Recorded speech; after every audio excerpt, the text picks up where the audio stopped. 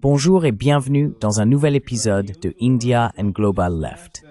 Si vous découvrez notre émission, n'oubliez pas d'appuyer sur le bouton d'abonnement. Pensez également à devenir membre YouTube, à nous soutenir sur Patreon ou à faire un petit don via le lien dans la description. Mais le minimum que vous puissiez faire, c'est de regarder cette émission, de liker, de partager et de commenter. Aujourd'hui, nous avons un invité très spécial avec nous, le professeur Trita Parsi. Le professeur Parsi est un écrivain et militant d'origine iranienne. Il dirige le Quincy Institute for Responsible Statecraft et est le fondateur et ancien président du National Iranian American Council. Le professeur Parsi est l'auteur de plusieurs ouvrages, dont le célèbre Treacherous Alliance, The Secret Dealings of Israel, Iran and the United States. Professeur Parsi, bienvenue dans India and Global Left. Avec plaisir. Goût de m'avoir invité. Je voudrais commencer par les sanctions de retour automatique des E3. Dans l'un de vos récents articles, vous avez évoqué l'évolution de la situation pour l'Europe entre 2003 et aujourd'hui, notamment en ce qui concerne sa relation avec les États-Unis et aussi avec l'Iran. Pour nos téléspectateurs, pourriez-vous nous donner une brève description de la situation en 2003? Comment la constellation des E3 s'est-elle formée? Et comment sont-ils devenus partie prenante de l'ensemble du cadre de négociation avec l'Iran? Cela serait utile pour la suite de notre conversation.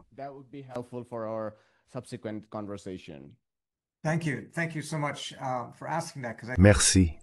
Merci beaucoup d'avoir posé cette question, car je pense que beaucoup de gens ne connaissent pas l'histoire ou l'ont oubliée. Il n'y avait jamais eu quelque chose comme le groupe E3 avant 2003. Ce qui s'est passé, c'est que bien sûr les États-Unis ont envahi l'Irak et les Britanniques ont soutenu cette action. Les Français et les Allemands ont opposé une résistance très ferme. Il y avait donc une division entre les trois sur la question de l'Irak. Mais je pense qu'il y avait suffisamment de lucidité du côté britannique pour reconnaître, et cela était particulièrement vrai avec le secrétaire aux Affaires étrangères, qui a suivi Jack Straw, que toute cette affaire était un désastre et que ce serait encore plus désastreux si les États-Unis envahissaient également l'Iran. Et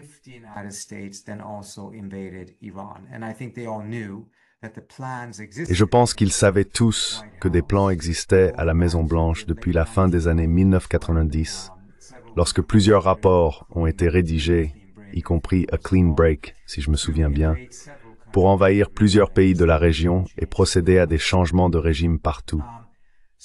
Ainsi, les trois ont pris l'initiative d'essayer de lancer une diplomatie avec l'Iran de leur propre chef, se faisant appeler les E3, ce qui, soit dit en passant, était très controversé en Europe à l'époque, car aucun des autres pays européens ne les avait élus, nommés ou acceptés qu'ils parlent au nom de toute l'Europe.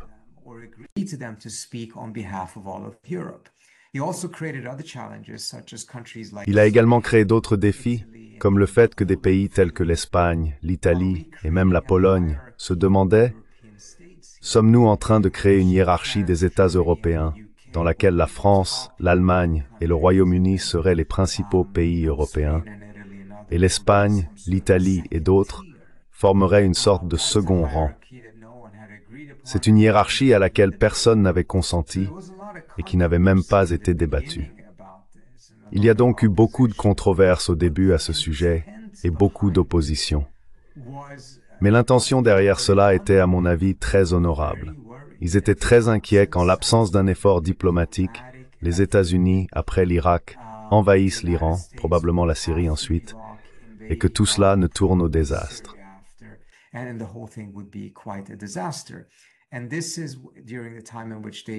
Et cela s'est produit à une époque où ils ont réussi à convaincre les Iraniens de réellement suspendre l'enrichissement. Et les Iraniens ont suspendu l'enrichissement pendant 2 ans. La suspension de l'enrichissement, à leurs yeux, était une étape cruciale pour essentiellement arrêter le train en marche, à savoir que l'administration Bush avait également des plans pour une forme d'action militaire contre l'Iran. Avançons de 20 ans, et c'est ce dont je parle dans cet article, les choses ont changé de manière assez spectaculaire sur le plan géopolitique. Plus que tout, c'est l'Europe elle-même qui a changé.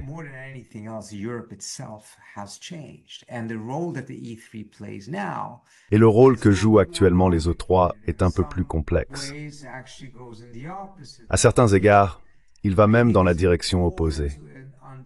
Je pense qu'il est important de comprendre, cependant, que l'hypothèse qui a prévalu ces 20 dernières années, à savoir que les Européens cherchent toujours simplement à désamorcer la situation et à éviter la guerre, n'est plus valable. Cela ne signifie pas qu'ils cherchent nécessairement toujours à provoquer la guerre. C'est simplement que l'hypothèse précédente, qui a été correcte pendant un certain temps, n'est plus d'actualité. La situation doit être évaluée selon ses propres mérites et non en fonction de ce que les Européens faisaient il y a 20 ans.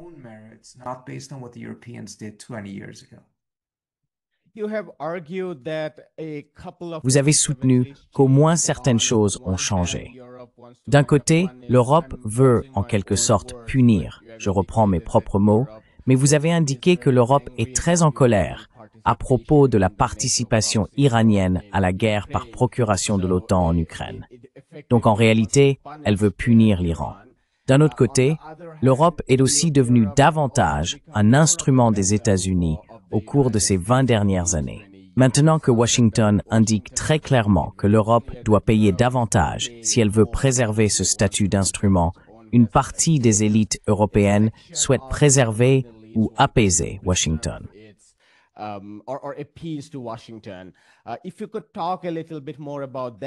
Si vous pouviez en parler un peu plus, et également expliquer quelle est la politique de Washington vis-à-vis de l'Iran en ce moment. Comment vous percevez la situation, étant donné que certains analystes affirment qu'elle est complètement prise en otage par Israël, qui apparemment souhaite lancer une guerre directe contre l'Iran. Mais d'autres analystes disent que Trump ne veut pas de guerre avec l'Iran. Quelle est donc, selon vous, la position de Washington vis-à-vis de l'Iran à l'heure actuelle? Et comment voyez-vous la relation entre l'Europe et Washington?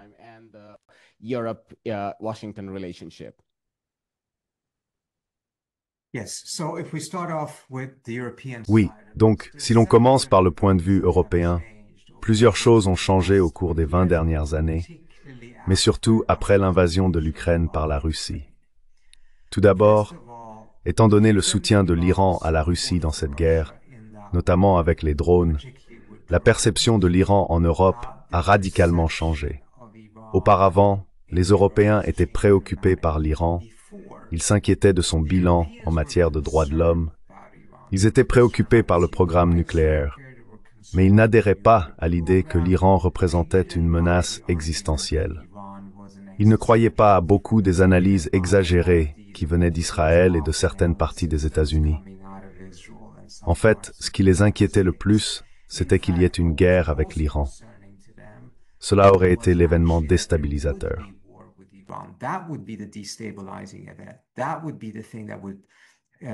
Cela aurait été la cause de flux massifs de réfugiés, etc. Ils avaient donc vraiment intérêt à une désescalade. Après l'invasion de l'Ukraine par la Russie et le soutien de l'Iran à celle-ci, la perception en Europe a changé de façon spectaculaire. Soudainement, l'Iran était désormais perçu comme aidant ce que les Européens, à mon avis de façon étrange mais néanmoins considéraient ou disaient considérer comme une menace existentielle, à savoir la Russie. J'ai entendu tellement de responsables européens dire cela et dans mes propres conversations avec eux, je trouve simplement cette terminologie vraiment exagérée. L'idée que la Russie, certes, on peut certainement soutenir qu'elle représente une menace, mais qu'il s'agirait d'une menace existentielle, c'est vraiment exagéré. Mais néanmoins, désormais l'Iran aide ce qu'il qualifie de menace existentielle. Cela change donc complètement la perspective de l'Europe sur l'Iran.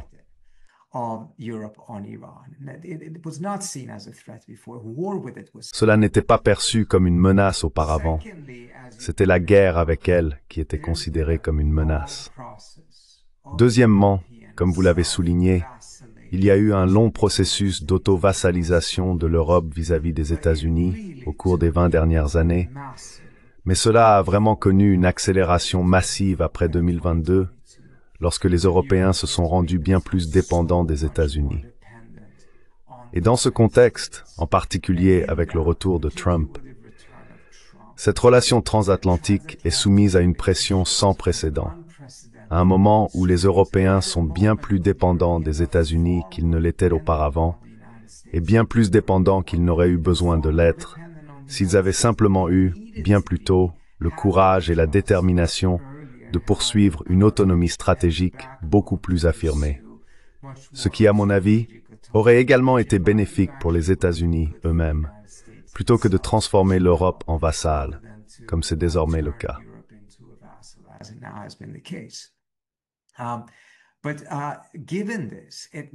Mais cela signifie que sacrifier l'Iran, ou en gros reléguer cette question au second plan, au profit de ce qui est une priorité bien plus grande pour l'Europe, à savoir entretenir de bonnes relations avec son partenaire essentiel, le pays dont elle s'est rendue vassale, l'emporte complètement sur tout le reste.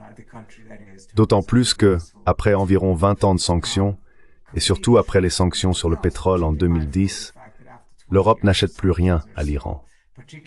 Elle n'achète pas de gaz, elle n'achète pas de pétrole.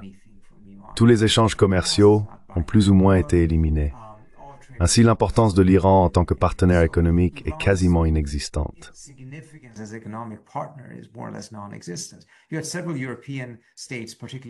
Plusieurs États européens, en particulier l'Italie, l'Espagne et certains pays du Sud, achetaient auparavant beaucoup de pétrole iranien, mais tout cela a été anéanti par les sanctions américaines. Donc à ce stade, il ne leur coûte pas cher d'intensifier leur position vis-à-vis de l'Iran. Et s'ils pensent, et je crois que cela fait partie du calcul, qu'en s'alignant sur les éléments les plus va-t-en-guerre de l'administration Trump, qui sont aussi les éléments très pro-israéliens de cette administration, ces deux tendances vont souvent de pair, ils se retrouveront alors dans une meilleure position concernant la question de la Russie et de l'Ukraine.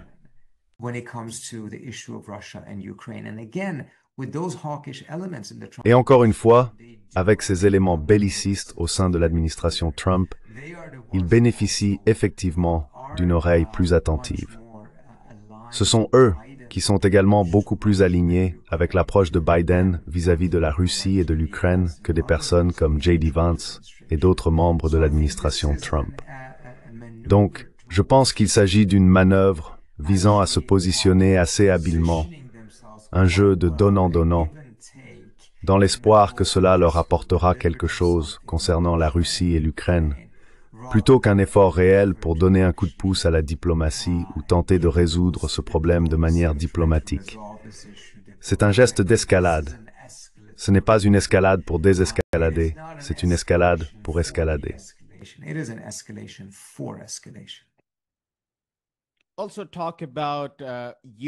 Parlez également de votre lecture de l'approche de Washington envers l'Iran à ce stade. Est-elle directement dictée et déterminée par Tel Aviv? Ou existe-t-il encore une réflexion autonome à Washington vis-à-vis de Téhéran? C'est-à-dire qu'il ne souhaite pas nécessairement une guerre ou un changement de régime, mais cherche probablement à parvenir à un accord qui réduirait l'enrichissement à moins de 3,67% en tant que RO. Quelle est votre évaluation de toute cette situation?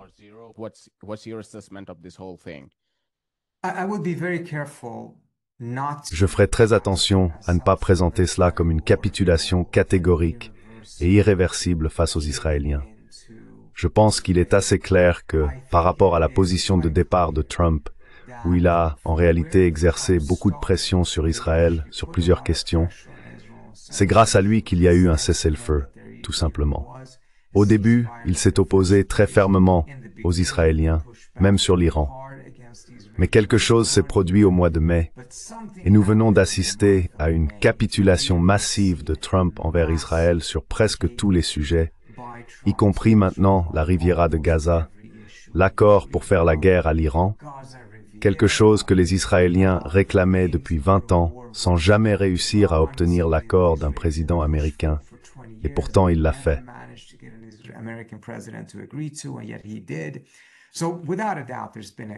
Donc sans aucun doute, il y a eu un revirement sur cette question qui, à bien des égards, est assez choquant, car il est vraiment, à mon avis, impossible de le présenter sous quelque forme que ce soit comme une politique America First. Cependant, je ne suis pas encore convaincu que cela signifie qu'il acceptera tout ce qu'il demande. Oui, sur Gaza, il le fera probablement, car il ne s'est jamais soucié de Gaza.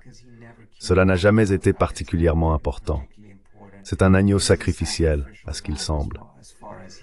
Mais sur l'Iran, au final, il a bien bombardé, mais les Israéliens voulaient qu'il mène une longue campagne de bombardement, qu'il s'en prenne à toutes sortes d'actifs militaires conventionnels, un effondrement total du régime, pas seulement une frappe ponctuelle contre les installations nucléaires. Not just a one-off against the nuclear facilities. And when Israel tried to restart the war, Et lorsque Israël a tenté de relancer la guerre, comme vous vous en souvenez, ils avaient leurs avions en vol en direction de l'Iran, après l'annonce du cessez-le-feu. Nous avons assisté à une scène totalement inédite, où un Trump très en colère sort de la Maison-Blanche, se dirige vers son hélicoptère et utilise un juron pour qualifier Israël, disant qu'il est très mécontent d'eux, et envoie des tweets furieux exigeant qu'ils fassent revenir les avions, ce qu'ils ont fait. Donc, je pense qu'il y a un énorme repli, mais aussi une certaine résistance, car il ne veut pas aller jusqu'au bout.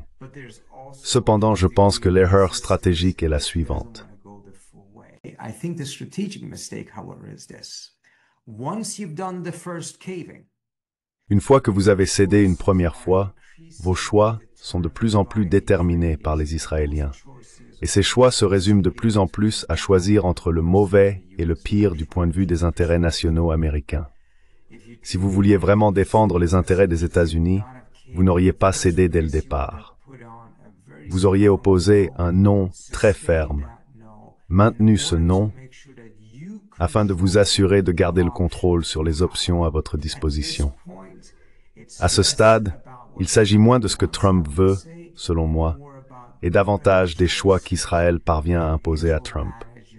C'est là que réside, à mon avis, le plus gros problème. Il va falloir un effort encore plus important à ce stade pour que Trump parvienne à se sortir de cette situation. Une situation dans laquelle il s'est engagé, dans laquelle il est entré de son plein gré, des out of birth.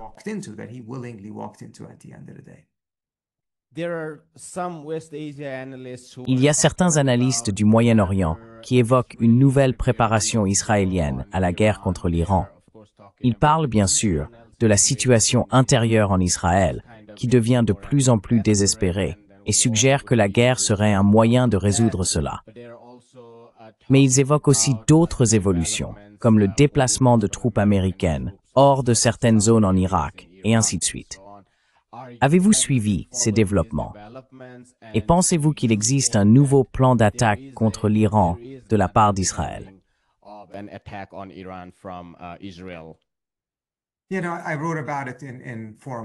Vous savez, j'en ai parlé dans Foreign Policy il y a environ un mois. Je pense qu'il est extrêmement probable qu'Israël déclenche une nouvelle guerre, et ma prédiction est qu'ils le feront avant décembre. La raison pour laquelle je dis avant décembre, c'est qu'une fois que la saison des élections de mi-mandat commence aux États-Unis, il devient de plus en plus compliqué pour les Israéliens d'agir. Cela ne veut pas dire que ça ne peut pas arriver après décembre. Cela signifie simplement qu'il est politiquement beaucoup plus sûr pour eux d'agir avant cette date. Maintenant, le facteur le plus important, bien sûr, c'est la préparation militaire d'Israël. Israël n'a pas gagné cette guerre. C'était une guerre indécise.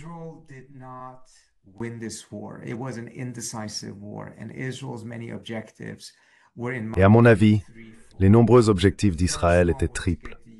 Le premier était d'impliquer les États-Unis dans la guerre. Sur ce point, ils ont réussi, même s'ils voulaient aller bien plus loin. Mais les deux autres objectifs ont globalement échoué. D'abord, tenter de décapiter le régime. Et bien qu'ils aient obtenu quelques succès militaires et de renseignements significatifs dans les premières 24 heures, ils n'ont jamais réussi à perturber durablement le commandement et le contrôle iranien. Ensuite, les Iraniens ont commencé à riposter, ont remplacé tous leurs généraux tués, etc. Le régime s'est révélé bien plus résilient que ce qu'avaient anticipé les Israéliens.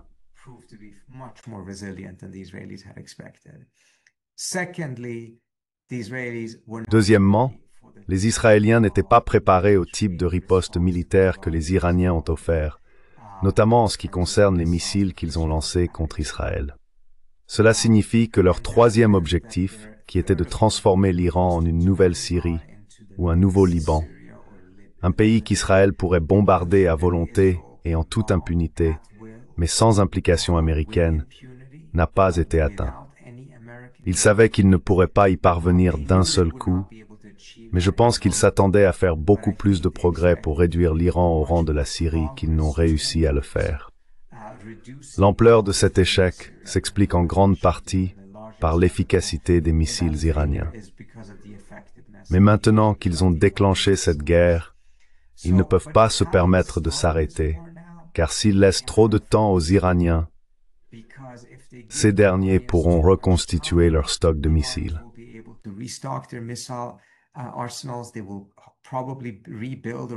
Ils vont probablement reconstruire ou réparer certains éléments de leur système de défense aérienne, peut-être même, s'ils en ont le temps, en acheter de meilleurs. Et alors il sera beaucoup plus difficile pour les Israéliens de relancer cela. Je veux dire, au bout du compte, une partie de la raison pour laquelle ils ont eu une ouverture, c'est à cause de l'affaiblissement du Hezbollah, de l'affaiblissement de certains autres groupes alliés à l'Iran, de l'affaiblissement des systèmes de défense aérienne iraniens après les attaques d'octobre, et de la fenêtre politique qui existait avec Trump. Ces éléments pourraient disparaître si vous attendez plus de 3, 4, 5, 6, 7, 8 mois. Par conséquent, je pense que les Israéliens subissent beaucoup de pression pour relancer la guerre relativement bientôt. La question reste donc de savoir ce que fera Trump dans cette situation.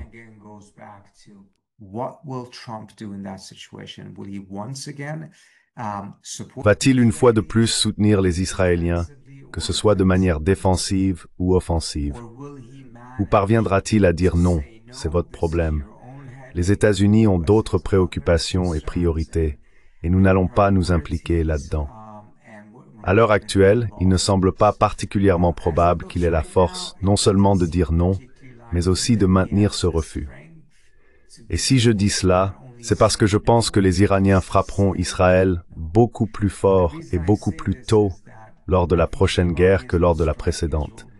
Car la dernière fois, les Iraniens pensaient que la guerre serait longue, et elle s'est finalement avérée beaucoup plus courte. Si des événements causant de nombreuses victimes en Israël devaient se produire, avec un grand nombre d'Israéliens tués, je pense que la pression politique sur Trump pour entraîner les États-Unis dans cette guerre serait énorme.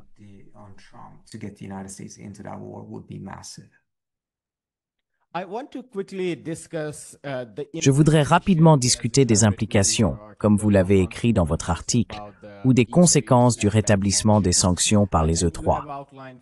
Vous en avez exposé 4, mais permettez-moi par souci de temps de les condenser en 3, car la première et la quatrième sont liées, à savoir promouvoir de manière dogmatique l'idée d'un enrichissement zéro qui a finalement été légitimé comme prétexte pour attaquer l'Iran. Mais je voudrais aussi vous interroger un peu sur votre deuxième et troisième conséquence.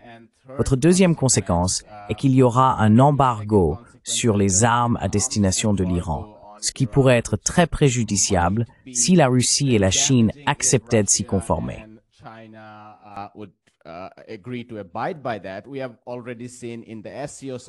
Nous avons déjà vu lors du sommet de l'OCS que l'organisation a condamné l'attaque irano-américaine contre Israël. De nombreux analystes affirment que la Russie et la Chine ne respecteraient pas ces sanctions. À ce titre, cela ne change pas grand-chose. Vous avez également évoqué l'impact potentiel sur l'économie iranienne, mais certains experts estiment qu'il n'y a pas grand-chose à attendre sur le plan économique. Ces sanctions concernent surtout le secteur des armes et de la technologie nucléaire, étant donné que les sanctions américaines existantes sont déjà bien plus lourdes et que celles-ci n'auraient en réalité aucun effet. Quelle est votre réponse à ces critiques?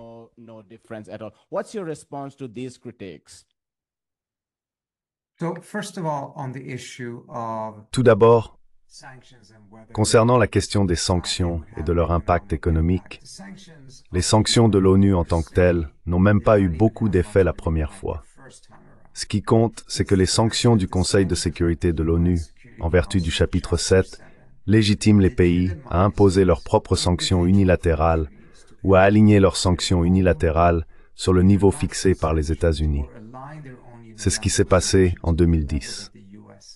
Après l'adoption des sanctions à l'ONU, l'administration Obama a mené une vaste campagne mondiale pour inciter le plus grand nombre de pays possible à imposer leurs propres sanctions, en utilisant les sanctions de l'ONU comme justification légale et fondement.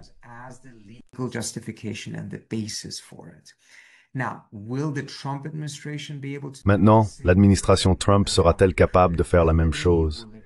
Aura-t-elle la crédibilité nécessaire? Aura-t-elle les ressources suffisantes? Va-t-elle en faire une priorité? Cela reste à voir. Deuxièmement, il est également vrai que, étant donné que tant de ces pays, même s'ils n'ont pas de sanctions unilatérales, restent néanmoins vulnérables, s'abstenant de commercer avec l'Iran à cause des sanctions américaines, la pression supplémentaire pourrait ne pas être particulièrement significative. C'est vrai, mais je pense qu'il est en même temps important de reconnaître que si des sanctions de l'ONU sont en vigueur, cela complique beaucoup la tâche de tout pays souhaitant reprendre le commerce avec l'Iran.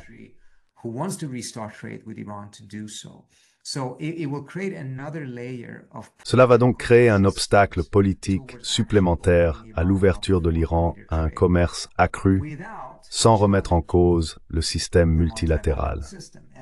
Et nous avons constaté que nous évoluons désormais vers un monde où les pays qui insistent réellement sur le respect du droit international, sur le rôle central de l'ONU, sur le respect des normes internationales établies, proviennent en réalité du Sud global plutôt que de l'Occident. Par le passé, ce sont les pays occidentaux qui justifiaient constamment leurs décisions en se fondant sur le droit international.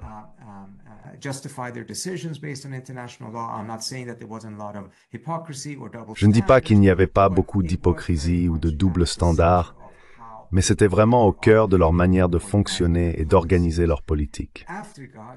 Après Gaza, je pense que nous avons assisté à un changement significatif. Je veux dire, la décision de la CPI d'émettre des mandats d'arrêt contre Netanyahou et Gallant a été largement ignorée par les Européens. Même si les Allemands n'ont pas réellement autorisé Netanyahou à venir, le fait que le chancelier ait déclaré qu'il était ouvert à l'idée d'inviter Netanyahou en Allemagne signifie en soi que cela vide la CPI de sa substance. Et moi, j'ai grandi en Europe. Je me souviens quand le statut de Rome a été signé, cela a été perçu comme un saut civilisationnel en avant en Europe. C'était considéré comme une avancée majeure vers la création d'un monde beaucoup plus fondé sur le droit que sur la force. Et maintenant, ce sont les Européens eux-mêmes qui le sapent.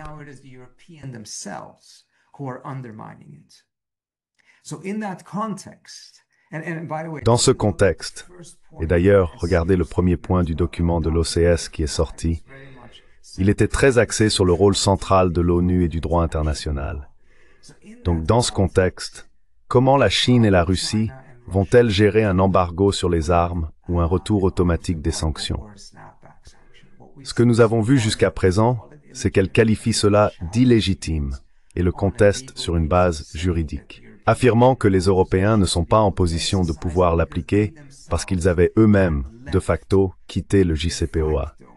Ils étaient comme les États-Unis, ils ne faisaient plus partie du JCPOA parce qu'ils n'en respectaient pas les obligations, mais aussi parce qu'ils soutenaient l'enrichissement zéro et même l'attaque d'Israël contre l'Iran. Cela, essentiellement selon leur argument juridique, les place en dehors du JCPOA. Que cet argument tienne ou non, je ne pense pas que ce soit la question.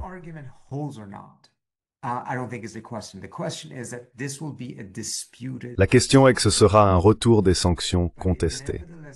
Mais cela signifie néanmoins que les Russes et les Chinois vont faire attention à la manière dont ils enfreignent ces mesures, même s'ils ne les considèrent pas comme légitimes. Car en même temps, ils ne veulent pas, en particulier du côté chinois, contribuer à un affaiblissement supplémentaire du système américain. Et cela ne veut pas dire que la Chine ne viole jamais les règles, etc.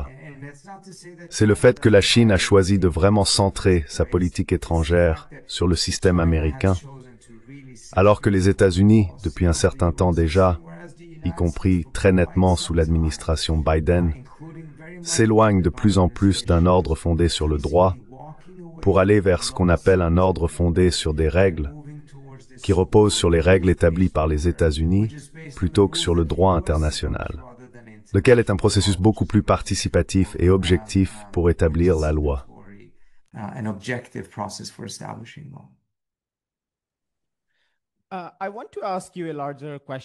Je voudrais vous poser une question plus large sur l'Iran et sa relation avec l'Occident, mais aussi sur Israël, qui est toujours présent en toile de fond. Il y a cette idée que tout tourne autour du programme nucléaire. Ensuite, il y a la question plus vaste du fait que Israël souhaite démanteler l'Iran, ou du moins poursuivre un changement de régime. Quel serait un bon cadre pour envisager l'avenir de la politique étrangère iranienne?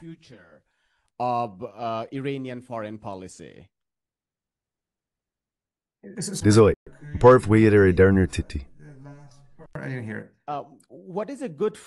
Je ne l'ai pas entendu. Quel est un bon cadre pour envisager l'avenir de l'Iran et sa géopolitique? Est-ce le cadre nucléaire? S'agit-il des enrichissements à 0%, 3,6 et 60%? Est-ce le bon cadre? Est-ce le principal point de discorde? Ou s'agit-il du fait qu'Israël veuille réellement agir, ou même l'Occident? Les États-Unis veulent-ils poursuivre un changement de régime en Iran, voire fragmenter l'Iran? Quelle est la principale de conflit dans cette affaire?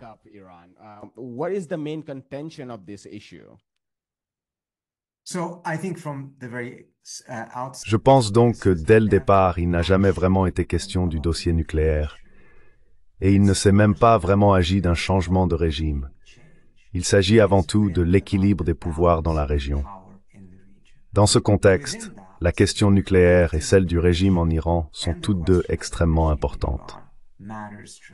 La question nucléaire a été délibérément mise en avant par les Israéliens afin de focaliser l'attention de la communauté internationale sur l'Iran en tant que menace majeure. Dans les années 1990, les Israéliens avançaient sur une ligne étroite. D'un côté, ils étaient ceux qui tiraient la sonnette d'alarme sur le programme nucléaire iranien. De l'autre, ils voulaient le faire tout en présentant ce problème non pas comme un problème israélien, mais comme un problème international.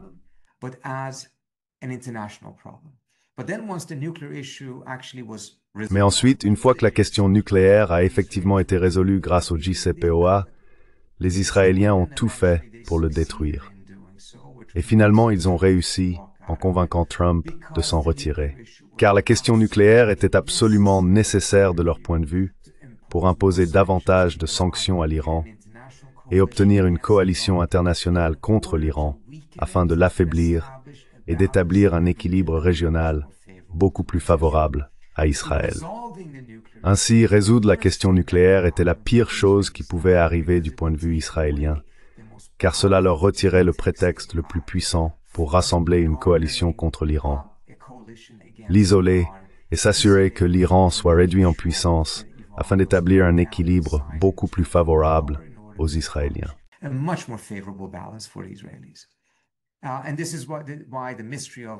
Et c'est pourquoi le mystère demeure.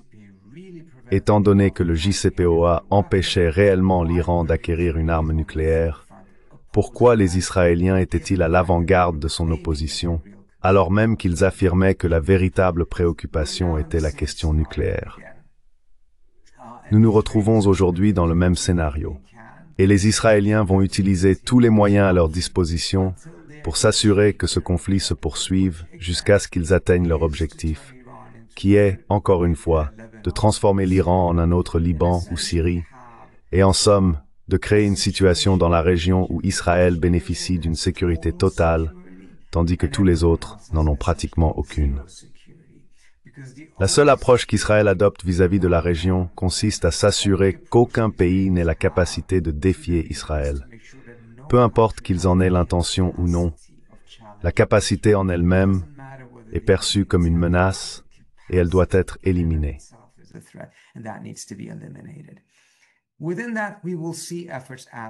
Dans ce contexte, nous verrons des tentatives de changement de régime, etc.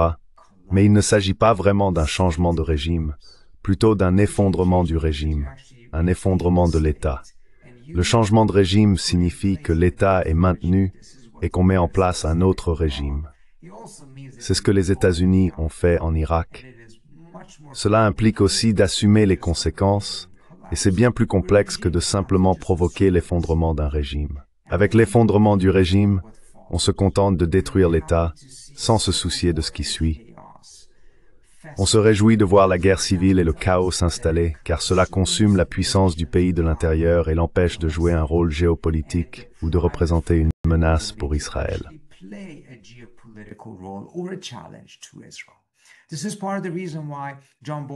C'est en partie pour cette raison que John Bolton, encore aujourd'hui, affirme que l'Irak a été un succès. Il ne s'est jamais soucié de la promotion de la démocratie ou de quoi que ce soit de ce genre.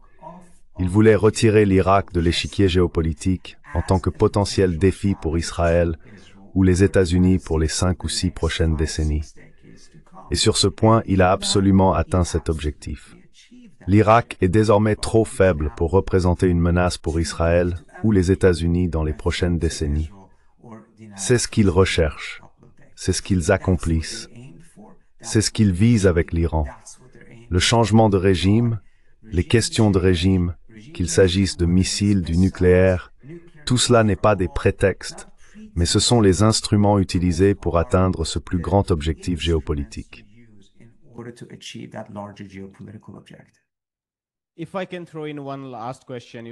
Si je peux me permettre une dernière question, vous avez dit que vous deviez partir dans 5 minutes. Mais très rapidement, je vous considère comme un spécialiste non seulement de l'Iran, mais aussi de l'Asie occidentale au sens large. Vous avez écrit presque autant sur Israël que sur l'Iran. Le génocide se poursuit en Palestine, et une famine brutale sévit non seulement à Gaza, mais aussi en dehors. Elle s'étend à Khan Younes et à d'autres régions. Nous avons assisté à une construction massive de colonies à Uran et dans d'autres zones de la Cisjordanie occupée, ainsi qu'à une escalade considérable de la violence des colons. Si vous pouviez conclure par quelques mots sur la Palestine, comment décririez-vous ce que fait Israël en Palestine? Ce serait intéressant.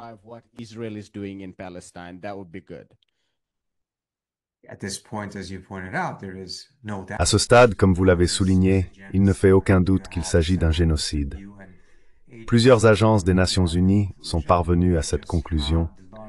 L'association la plus importante de spécialistes du génocide vient de voter à 86% pour qualifier la situation de génocide.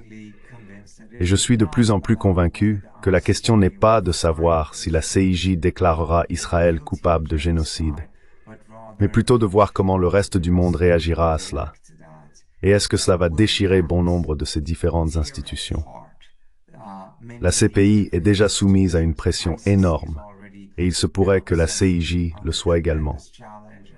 Et si cela se produit, que restera-t-il du système multilatéral actuel? Je tiens à souligner qu'il n'y a aucun argument pour que la CIJ ne les déclare pas coupables de génocide si c'est ce que montrent les preuves. Elle en a absolument l'obligation. Mais ensuite, la question est de savoir comment l'Occident réagira.